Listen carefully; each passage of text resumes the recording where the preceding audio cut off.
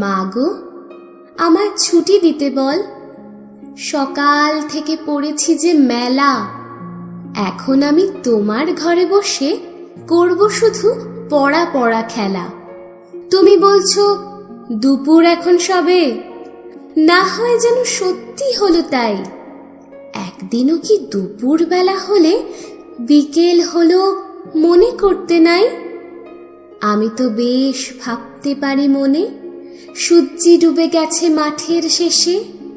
বাগদি বুড়ি চুবড়ি ভরে নিয়ে শাক তুলেছে পুকুর ধারে এসে।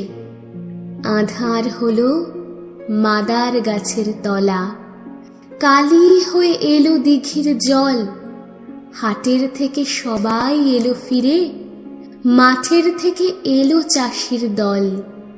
মনে কর না উঠল সাঁঝের তারা, মনে কর না সন্ধে হলো যেন।